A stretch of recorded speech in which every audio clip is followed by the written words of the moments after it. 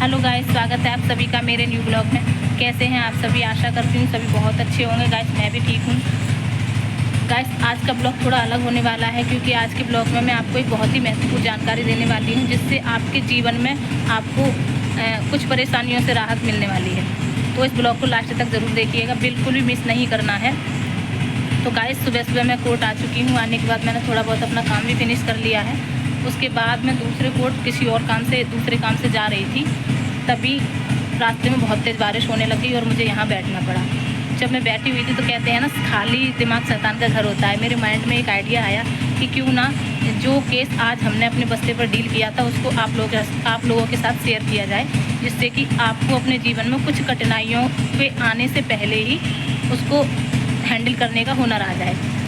Guys अगर आपने अपना मकान किसी को किराए पर दे रखा है या फिर आप खुद किराएदार हो, तो ये जानकारी आपके लिए बहुत महत्वपूर्ण होने वाली है। इस ब्लॉग को लास्ट तक पूरा ज़रूर देखिएगा।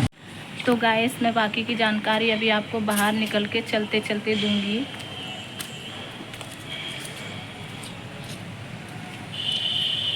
तो गाइस मैं बाहर आ चुकी हूँ, लेकिन अभी भी बारिश हो रही है, तो मैं यहाँ मुझे वहीं उसके अंदर ही जाना पड़ेगा। मैं वहाँ जाने के बाद आपको जानकारी दूंगी।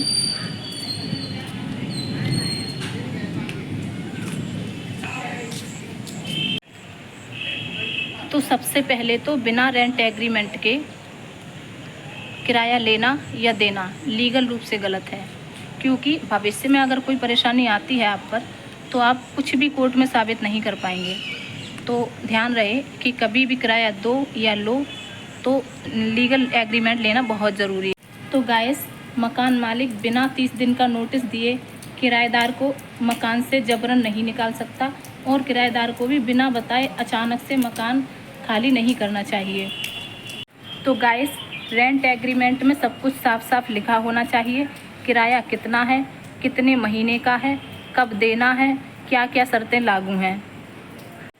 क्योंकि अगर कभी भविष्य में कोई प्रॉब्लम हो जाए तो आप रेंट एग्रीमेंट एक्ट के तहत अपने अधिकार मांग सकते हैं। तो गाइस याद रखिएगा कि बिना रेंट एग्रीमेंट के ना ही मकान लेना है और ना ही देना है। तो मेरी जानकारी अगर अच्छी लगी हो तो मेरे ब्लॉग को आगे भी शेयर कर देना। और अगर आगे आपको कोई और जानकारी चाहिए हो तो मैं उस पर भी ब्लॉग बना के डाल दूँगी। आप मुझे कमेंट में ज़रूर बताइएगा। गाइस अब मैं अपनी सीट के लिए जा रही हूँ। बारिश तो बंद होगी नहीं, हल्की हल्की हो रही है। मैं सीट के लिए जा रही हूँ। सीट बंद करके फिर घर भी जाना है। बाबू मेरा वेट कर रहा होगा, और आप लोगों को भी बाबू से मिलवाऊंगी। ब्लॉग में साथ बने रहिएगा।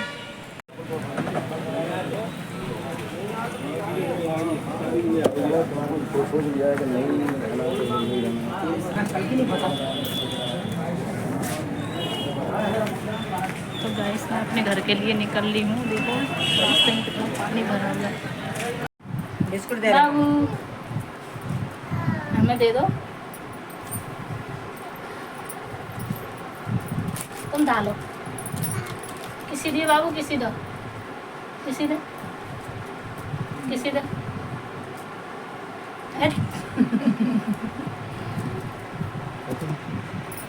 तो गाइस मैं घर पहुंच चुकी हूँ, और मेरे बाबू से भी आप लोग मिल लियो हो। मैं नहा धो के फ्री भी हो गई हूँ। तो मिलते हैं नेक्स्ट ब्लॉग में, तब तक के लिए बाय बाय।